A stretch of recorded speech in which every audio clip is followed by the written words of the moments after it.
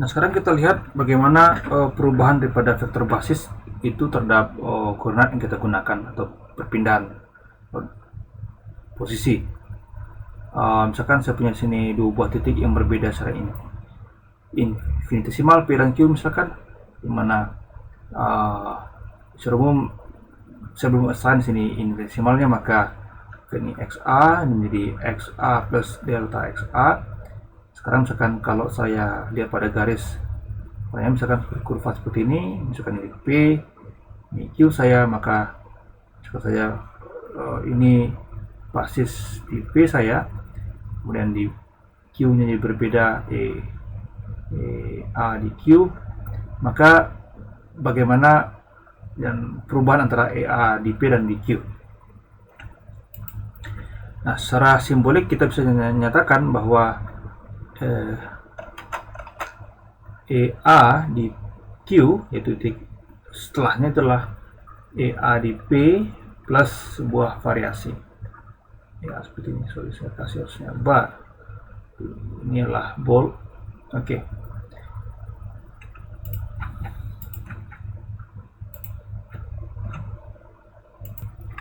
Nah, tentu sekarang kita bicara perubahan daripada vektor basis EA terhadap koordinat yang saya gunakan, misalkan XC di sini, itu tentu kita, jadi ini juga akan menjadi sebuah vektor, dan vektor ini kita juga definisikan di ruang tangen di titik P. Jadi kalau titik P, maka hasil ini juga kita proyeksikan ke yang berupa juga vektor, kita definisikan ke tangen space di P, dan juga tentu akan berkaitan dengan basis vektor EA juga. Atau mungkin secara simbol kita gunakan definisi seperti ini, delta XC menuju 0, ini variasi perpindahannya, itu delta EA, di sini delta XC. Terus kita ambil, saya kutip dari buku ini, kita ambil nilai yang atau vektornya kita proyeksikan ke tangen space di P. Atau secara simbolik kita akan tuliskan ini sebagai toroka B AC daripada EB. Nah, perhatikan di sini saya gunakan EB yang, jadi basisnya ini basis yang sama tapi dengan indeks yang berbeda, karena ketika saya turunkan tidak harus berkaitan dengan nilai semua, kalau ini satu, ini bentuk satu ya, atau yang lain. Tapi ini sini ada semacam fungsi yang mengconnect atau mengkaitkan antara turunan ini dengan basisnya. Nah, ini sangat penting dalam teori Einstein berdasarkan yang ini. Ini kita kenal sebagai koneksi affine atau affine connection, atau dalam literatur yang lain disebut sebagai simbol Christoffel.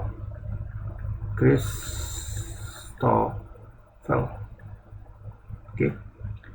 Dan di sini kita, atau simbol Christoffel ini sebagai simbol Christoffel yang jenis kedua, karena ada yang pertama yaitu semua indeks di bawah B, A, C seperti itu. Yang pertama, tapi ada kaitannya tentunya. Nah, kita belum membahas apa itu isinya daripada simbol Christoffel ini, tapi dalam kuliah ini dan dalam teori Einstein, misalnya kita akan stick pada simbol Christoffel yang bersifat simetrik antar dua indeks di bawahnya, yaitu B, C, A. Nah, sebelum langkah lebih jauh, kita juga akan gunakan di sini untuk alasan ekonomi, yaitu saya tidak akan menuliskan lagi secara eksplisit tulisan seperti ini, tapi ini akan saya persingkat dengan do C. Jadi do XC, di mana X nya adalah vektor kontravarian, tapi indeksnya akan di bawah. Nanti kalau misalkan do XC seperti ini, maka indeksnya itu akan di atas. Tapi ini jangan digunakan, misalnya gunakan layang seperti yang di bawah seperti ini. Dan simbol Christoffel ini kalau kita misalkan dalam manifold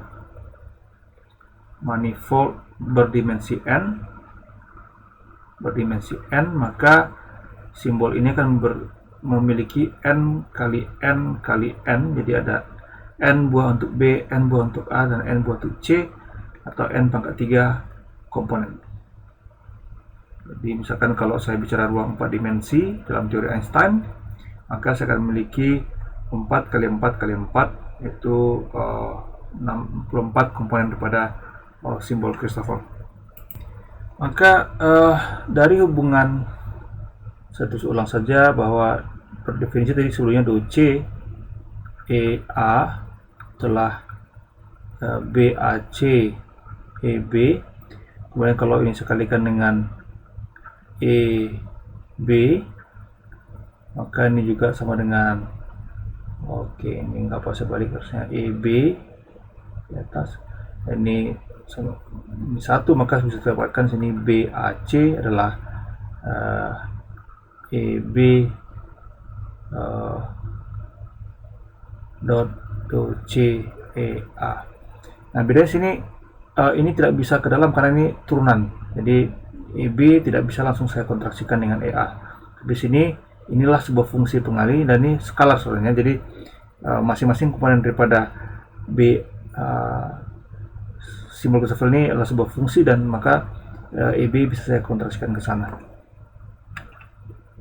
Nah, bagian terakhir untuk subbab ini kita ingin melihat tadi tujuannya bagaimana perubahan daripada seperti ini.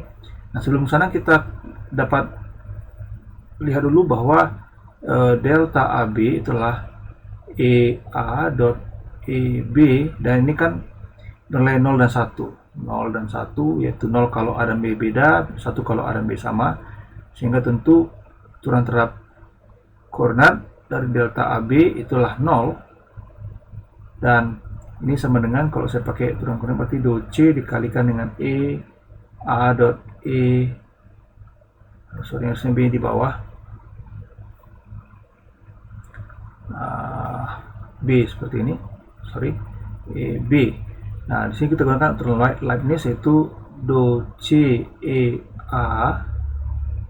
Nah, ini saya kurung dulu, dot E B tambah E A dot do C E B. Nah, bagian yang ini bisa kita lihat berkaitan dengan simbol Christoffel. Nah, ini tinggal kita ganti, kalau sini B, ini A, ini B, maka saya bisa katakan bahwa suku kedua inilah torka A, B, C dengan mengganti indeksnya. Maka lantas ini sesuaikan dengan EB, jadi ini bisa tahu sekarang sini do C E A dot EB, ini bisa sekalikan lagi dengan EB, maka ini jadi EB dikalikan dengan ABC plus ya, masih ada plus,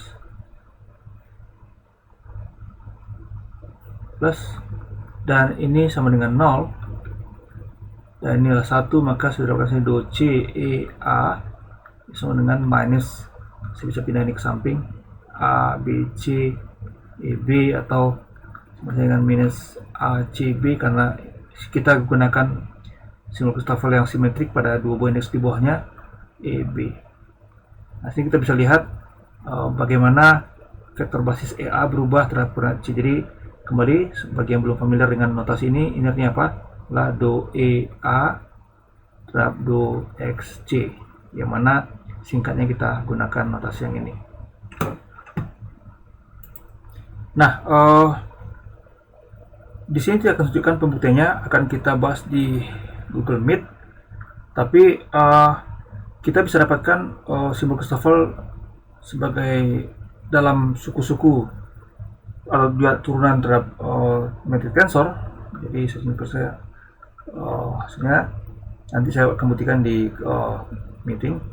Ini adalah setengah GA. Nah, saya gunakan indeks yang lain, misalkan K di sini.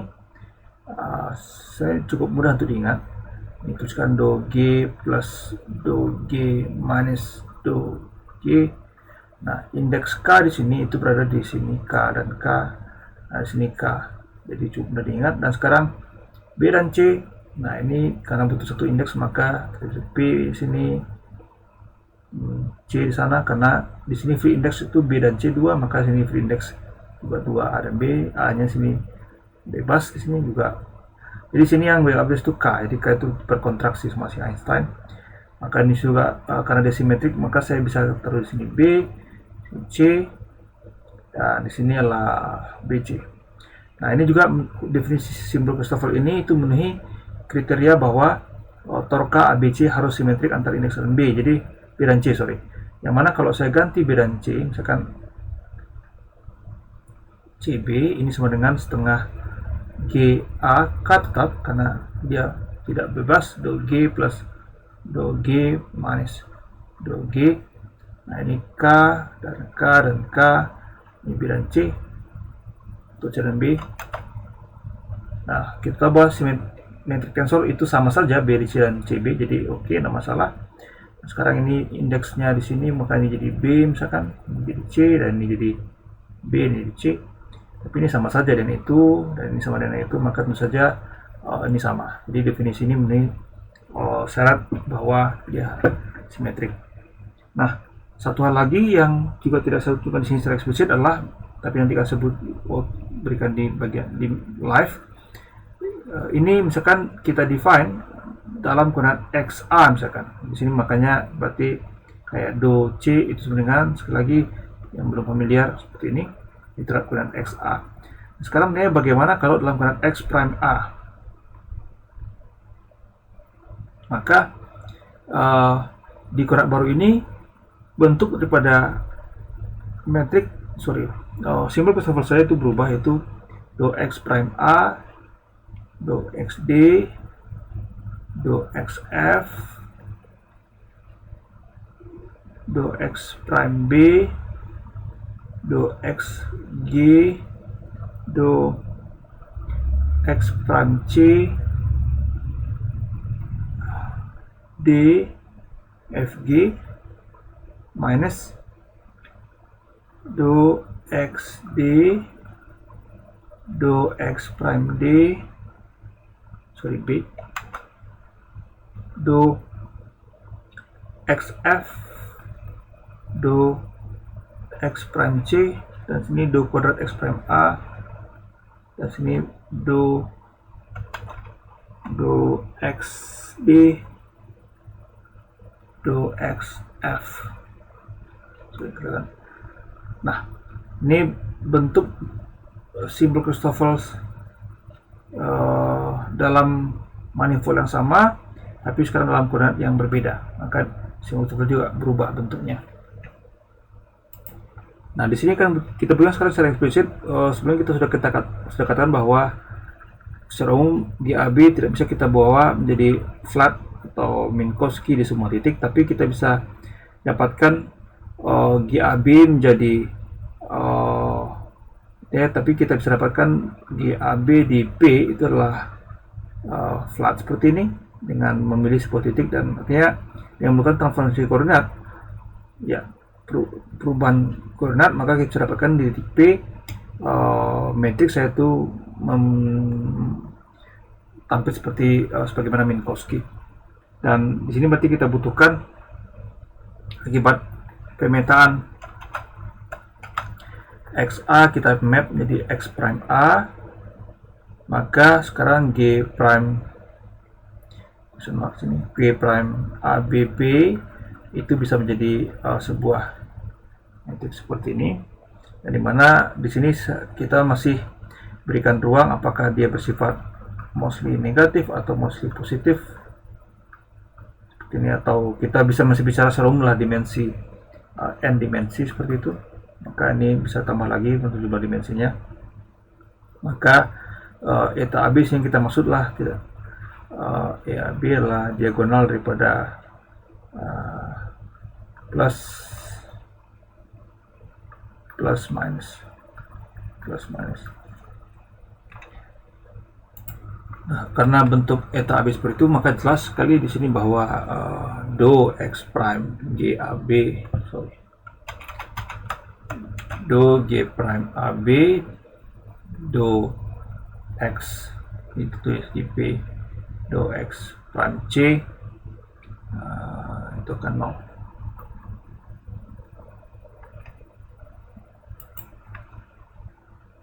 Mungkin ini secara eksplisit kita harus set seperti ini di evolusi titik P. Nah, kita akan coba saja langsung bahwa dengan melakukan pemetaan X prime A itu adalah XA minus XA di P, itu XA di P tambah setengah. Kalau ini Fermi yang menemukan, tapi saya tidak sempat untuk memeriksa literatur. P XB minus XC P dikalikan XC, rasanya ini harusnya B, harusnya itu B. Lantas di sini minus XC di P. Artinya ini kita evaluasi XB dan XC itu nilai titik P dan ini XA. Nah, sekarang kita lihat dengan mapping seperti ini, do X prime C do XA itu menjadi delta, ini D delta CD dari sini ya, silakan, plus ini konstan sehingga tidak berubah terhadap D, sudah fix nilainya. Sigma A DC di evaluasi di P, XC minus XCP. Nah, ini sebenarnya nilai setengah hilangkan sama. Oke, sama seperti ini. Do X kuadrat do X katakan seperti itu somehow adalah 2X ya, sehingga di sini somehow ini kan X kuadrat ini konstan merupakan, maka akibat penurunan terhadap X maka jadi 2 kali yang ini, tapi kali kesana jadi hilang. Ini bentuknya. Nah, sekarang turunan 2 kalinya adalah do kuadrat X prime A dibagi dengan do XE do XD sama dengan A DC delta C. Jadi dari sini delta C delta C D delta C E sama dengan, nah ini artinya E dan C harus sama, maka jadi sigma A DE di posisi titik P.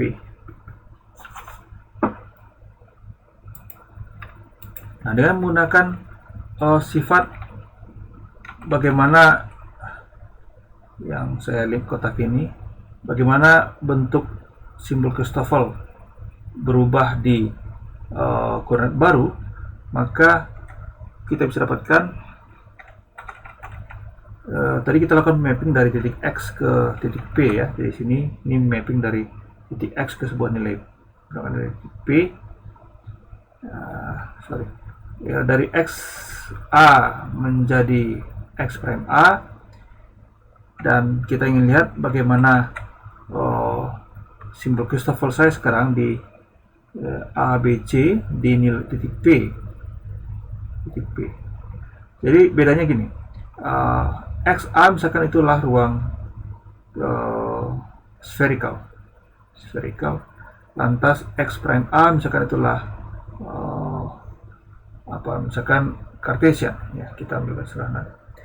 Nah, itu koordinatnya, tapi sekarang XP atau A betul nilai tertentu particular value di ruang spherical saya, dan juga ada particular value di A misalkan di titik P misalkan. Tapi ya itu bedanya. Jadi XA dan X prime A itu koordinat, dan tapi kalau sekarang tuliskan XAP berarti nilai tertentu tergantung di koordinat apakah dia di XA atau di prime.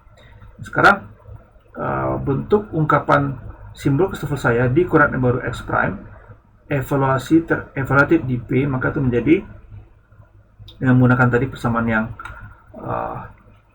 ini yang saya bintangi, maka kita bisa dapatkan. Jadi lihat tadi ada delta sini, ini menjadi delta AD, ini dan seterusnya. Maka saya langsung saja hasilnya menjadi delta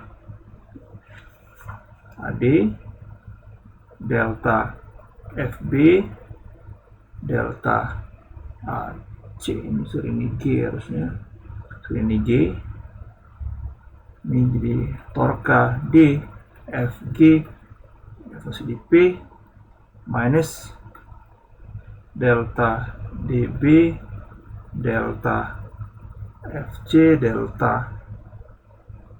Oke, ini harusnya sudah torka A ADF di P. Oke, mungkin latihan. Free index di ruas kiri itu A, B, dan C. Di sini free index adalah A, B, dan C, D dan D somasi, F dan F somasi, G dan G somasi D. Oke. Di sini A, B dan C, D dan D somasi, F dan F somasi D. Oke. Nah, sekarang ini artinya semua A harus D, maka menjadi semas torkaya ini A, semua F sama dengan B, maka ini B, semua G sama dengan C, maka ini C, ini P, minus torka lagi, ini A tadi, biarkan, semua D sama dengan B, maka ini B, semua F sama dengan C, maka ini C, ini P, dan ini 0. Jadi kita bisa dapatkan ya koordinat baru di mana simbol Christophernya itu harus 0 seperti yang tadi kita butuhkan di awal.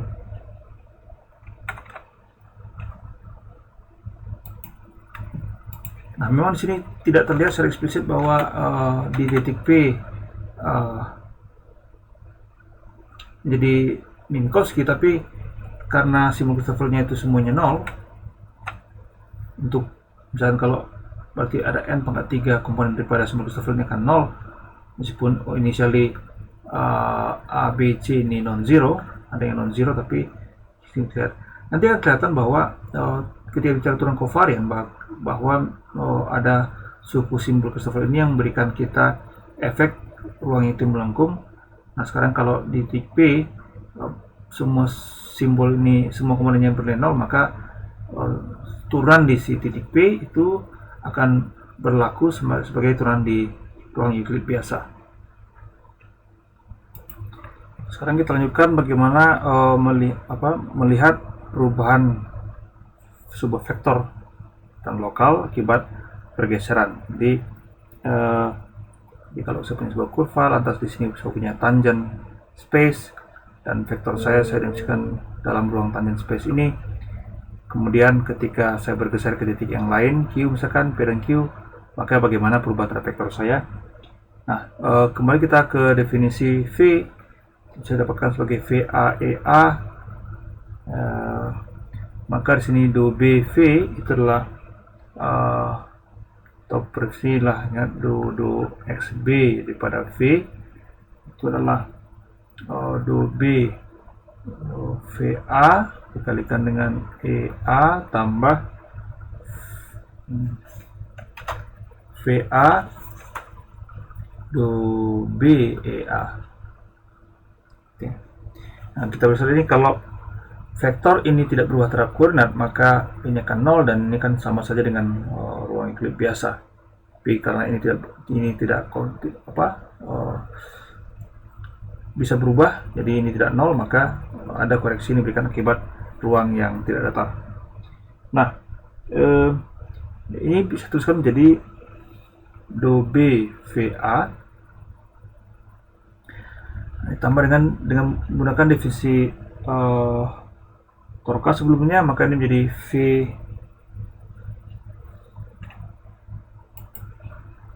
ini menjadi definisinya adalah VA, dan ini bisa nanti dalam simbol Christoffel yaitu CAB EC. Nah, di sini indeks C adalah dummy. Jadi di sini saya lupakan, jadi ini saya bisa pindahkan saya ke depan EA. Nah, C dummy, maka saya bisa ganti C ke A dengan harga dibayar A ganti ke C ya. Jadi karena di sini A itu dummy dan C juga dummy, jadi bisa saling ganti. Jadi ini menjadi do B VA, ini saya pindahkan ke sini, saya lupa.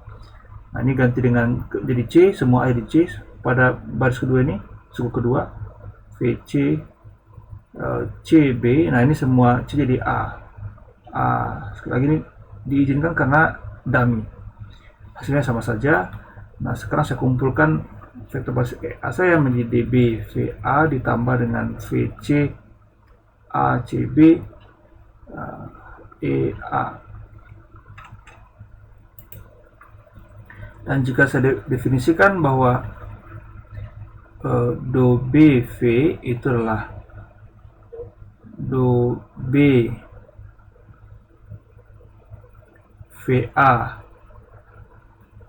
EA, jadi pada basis kali ini vektor, maka turunnya jadi vektor basis di misalkan di tangen terap titik P, maka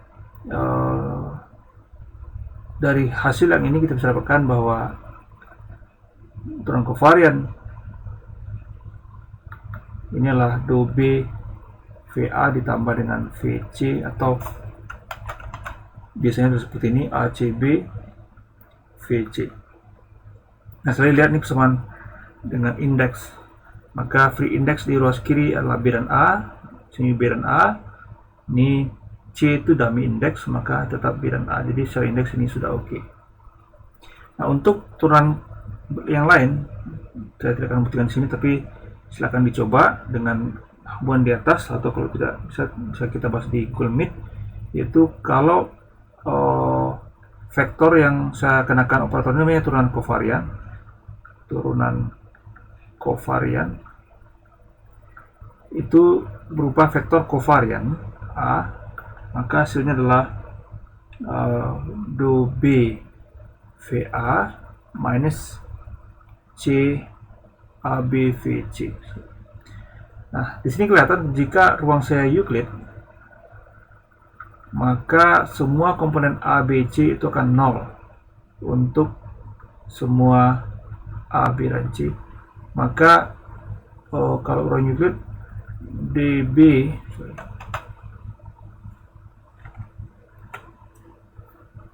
nabla B atau turunan kovarian B daripada vektor A itu sama saja dengan do B ya.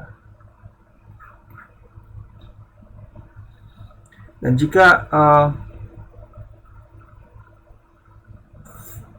saya bicara besaran skalar atau fungsi skalar X, maka turunan kovarian pada fungsi skalar itu, dan karena fungsi skalar tidak berubah terhadap ruang, maka itu sama dengan seperti ini saja, phi X ya. Jadi kalau jika ini adalah fungsi skalar.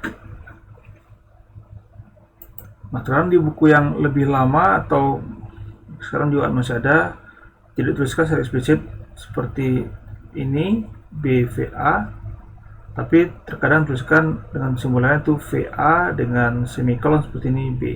Ini turunan kovarian terhadap B, jadi ini artinya seperti itu. Nah, special case-nya jika dari sini jika B dan A sama, maka langsung saja A VA itulah do A VA ditambah menjadi B di A C A VC seperti itu. Dan del square dalam gravitasi misalkan semacam seperti ini gradien del square, yaitu A phi dan atau sama saya kalau karena dummy bisa boleh ganti di B seperti ini misalkan. Tapi karena ini fungsi skalar, maka ini sama saja dengan dB do B phi, atau juga bahkan juga sama dengan kalau kita mau berani lebih jauh, saya dulu jadi terbalik, sorry, ini A seperti ini, atau ini sama dengan do A phi. Ingat bahwa do A itulah do seperti ini. Nah, ini semacam vektor. Jadi kalau saya definisikan misalkan vektor K A adalah do A phi, maka del square phi itu boleh tulisan menjadi dA KA. Nah, sekarang kita bahas turunan intrinsik sebuah vektor sepanjang sebuah kurva. Misalkan pada sebuah manifold berdimensi n, yang mana kita gunakan koordinat XA misalkan, maka sebuah kurva itu bisa kita definisikan dengan menggunakan n buah n persamaan parametrik, misalkan XA, dan kita definisikan menggunakan sebuah parameter umum U misalkan. Nah, maka terkait dengan garis ini atau kurva yang didefinisikan sebagai dengan menggunakan persamaan parametrik ini, maka kita bisa memiliki sebuah vektor, misalkan saja vektor di sini kita gunakan V, yaitu juga bergantung pada parameter U. Misalkan kalau saya ambil contoh buku dan saya pikir itu make sense, misalkan sebuah partikel bergerak pada lintasan dengan memenuhi persamaan parametrik ini, dan partikel itu membawa spin berputar, maka bisa saja vektor spin partikel itu bergantung pada U. Nah, di sini VU saya itu bisa saya tuliskan, saya nyatakan sebagai VAU terhadap basis U seperti ini. Berarti basisnya juga berubah terhadap parameter U, sebagaimana juga dengan fungsi VA, fungsi kontravarian saya. Nah, sekarang kalau kita ingin melihat bagaimana perubahan daripada vektor V saya atau yang sudah merupakan fungsi U terhadap U itu sendiri, maka itulah dVA du dikalikan dengan EA ditambah VA dEA du. Maka lantas saya bisa gunakan di sini aturan rantai misalkan, maka jadi dVA du, ya sini saya tidak perlu harus dot, sini EA ditambah dengan VA do EA do XC dXC du.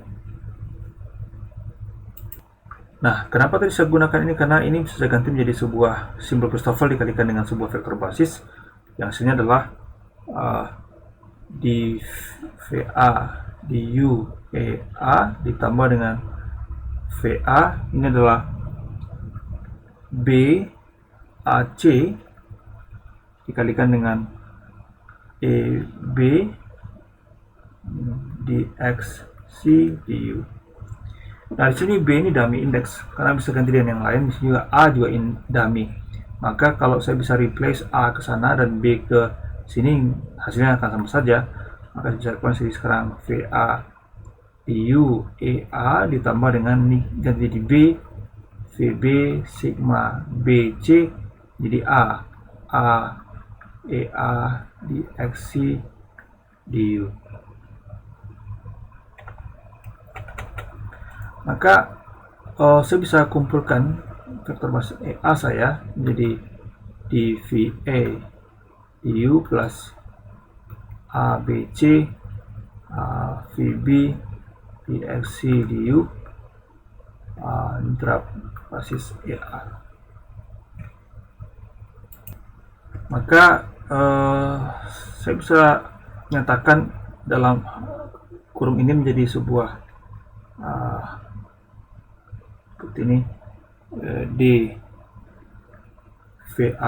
du dikalikan dengan EA. Ingat tadi sini saya di atas itu ininya lah dV vektor dibagi dengan du. Nah, ini yang menandakan bagaimana berubah atau turunan intrinsik daripada vektor V sepanjang kurva, katakan kurva C yang memenuhi persamaan XAU, persamaan parametrik. Lantas kalau ada vektor V pada kurva C tersebut, bagaimana vektor tersebut berubah terhadap parameter U. diberikan oleh persamaan yang ini.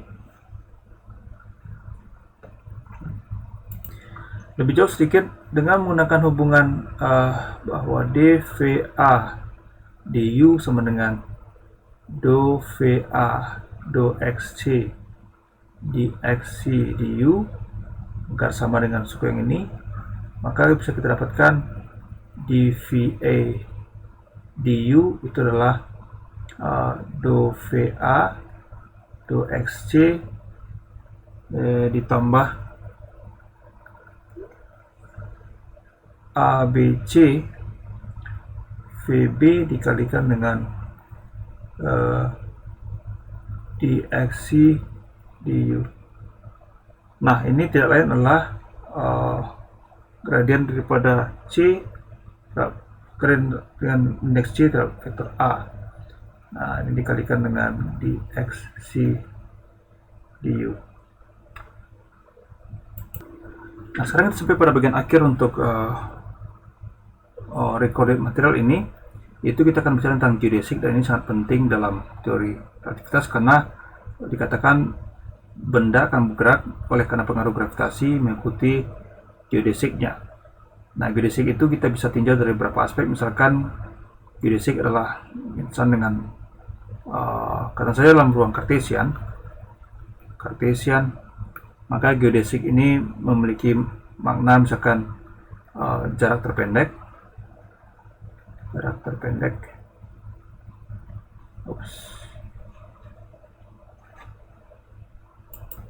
Atau yang kedua, kita bisa katakan bahwa vektor tangen tidak berubah. Contoh real, misalkan kalau di ruang Cartesian, misalkan sebuah benda bergerak dengan lintasan lurus, dan kita tahu bahwa pada lintasan lurus maka vektor tangennya itu tentu yang menyinggung seperti ini. Dan karena kalau benda bergerak tanpa pengaruh gaya maka dia akan bergerak lurus, dan pada lintasan tersebut bisa kita katakan ini sebagai geodesik garis lurus ini karena vektor tangen saya itu tidak berubah dari waktu ke waktu. Nah, di sini digunakan untuk parameter waktu untuk memparametrisasi gerakan partikel saya. Jadi memang kalau dalam ruang Cartesian antara titik A dan B atau partikel bergerak dari A ke B tanpa gaya luar, kita belum bicara gerakan melingkar, tapi dalam hal ini maka garis lurus antara A dan B itulah lintasan terpendek, itu yang kita bisa katakan sebagai geodesiknya. Atau antara A dan B vektor tangennya itu tidak berubah dari waktu ke waktu. Nah, kita bisa gunakan salah satu daripada dua definisi ini atau dua properti ini untuk mendefinisikan geodesik secara umum. Tapi dalam hal ini kita akan gunakan yaitu bahwa kalau jika T adalah vektor tangen, jadi kalau kita punya misalkan sebuah benda atau partikel dalam gravitasi memenuhi gerakan dalam yaitu persamaan ini dalam bergerak, maka kita katakan pada kurva ini, yaitu kurva C, yaitu lintasan benda, kita dapat definisikan vektor T sebagai vektor tangen, yaitu juga adalah fungsi daripada parameter U. Maka kita ingin geodesik ini didefinisikan sebagai dTdu, ya. Tapi nanti kita sebelum mengatakan bagaimana persamaan geodesiknya, maka kita katakan secara umum bahwa perubahan vektor tangen T terhadap U itu adalah sebuah fungsi terhadap T itu sendiri, ya, T. Jadi masuk akal jika ingat T itulah vektor tangen, maka dia akan hidup dalam ruang tangen, dan turunannya terhadap parameter U tentu sebanding dengan vektor itu sendiri, karena akan saya definisikan juga terhadap ruang tangennya. Nah, secara umum kita punya sebuah fungsi lambda di sini. Nah, sekarang apa itu dTdu? dTdu itu adalah dTA. Jadi kita katakan sini bahwa T saya adalah TA EA misalkan, maka dTdu saya adalah du seperti ini, ya. Dari penjelasan sebelumnya ini sama dengan dTA du ditambah dengan ABC TB dxc du. Ini sama dengan lambda u t. Oke. Good. Nah, sekarang TA itu karena adalah vektor tangen, maka tidak lain TA itulah dxa du. Karena dia vektor tangen, jadi gradien. Nah, sekarang u itu di sini masih general parameter yang tentu saja berubah sepanjang lintasan C saya yang bisa dijadikan patokan. Nah, sekarang jika kita bicara U sebagai parameter affine parameter, maka itu diberikan jika ini parameter affine U, maka lambda U nya akan sama dengan 0, sehingga persamaan saya sekarang menjadi